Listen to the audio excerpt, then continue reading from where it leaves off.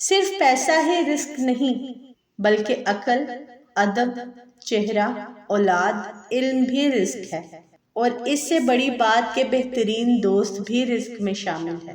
جہاں پانی گرتا ہے وہاں سبزہ اگتا ہے، جہاں آنسو گرتے ہیں وہاں رحمت اترتی ہے۔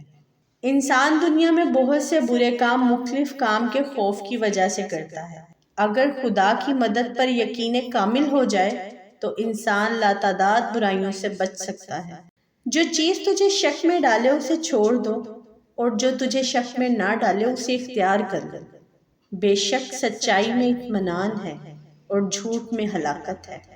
دنیا کو دھوکے کا گھر اس لیے کہا جاتا ہے کہ یہاں پر حقیقتیں الٹی نظر آتی ہیں۔ طنز اور بحث سے رشتے کمزور ہو جاتے ہیں، لہٰذا اپنوں سے کبھی بھی ایسی لڑائی نہ لڑنا کہ لڑائی جیت تو جاؤ مگر اپنوں کو ہار جاؤ۔ بیدار کر دینے والا غم غافل کر دینے والی خوشی سے بہتر ہے۔ معاف کر دینا وہ خوشبو ہے جو پھول ٹوٹ جانے کے بعد بھی دیتے ہیں۔ اپنی روح کا سودا کسی بھی چیز کے ساتھ مت کرو، یہ واحد چیز ہے جو تم اس دنیا میں لے کر آئے ہو اور صرف اسے ہی واپس لے کر جاؤ گے۔ نرم دل لوگ ہمیشہ دھوکہ کھاتے ہیں کیونکہ وہ غلط لوگوں پر بھروسہ کرتے ہیں۔ ماں باپ کے ساتھ آپ کا سلوک ایسی کہانی ہے جو لکھتے آپ ہیں لیکن آپ کی اولاد آپ کو پڑھ کر سناتی ہے۔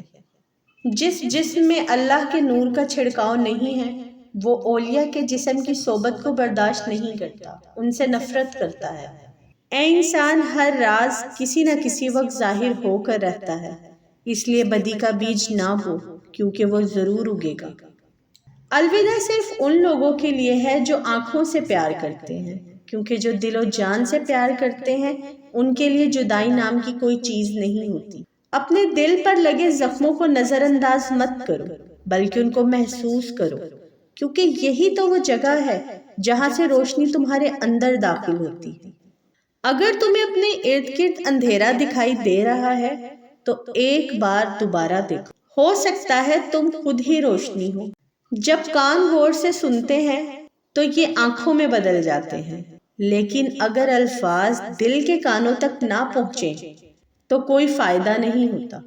تمہارا کام محبت کی تلاش کرنا نہیں ہے بلکہ اپنے اندر ان رکاوٹوں کو تلاش کرنا ہے جو تم نے محبت کے خلاف کھڑی کی ہیں۔ 1000 قابل انسانوں کے مر جانے سے اتنا نقصان نہیں ہوتا جتنا کہ ایک احمق کے صاحب اختیار ہونے سے ہوتا ہے۔ جو تکلیف برداشت کرتا ہے وہی خزانے حاصل کرتا ہے۔ جو مسلسل کوشش کیے جاتا ہے وہ اپنے اصل مقصد کے حصول میں کامیاب ہو جاتا ہے۔ اپنی روح کے پانی کا تعلق روح اعظم کے سمندر سے پیدا کر لے، ورنہ ایک گڑھے میں ٹھہرا ہوا پانی تو بدبودار ہو جاتا ہے۔ غور سے سن لو، نفس نے بڑوں بڑوں کو تباہ کر دیا ہے، اس کی اصل پہچان اہل حق ہی کا حصہ ہے۔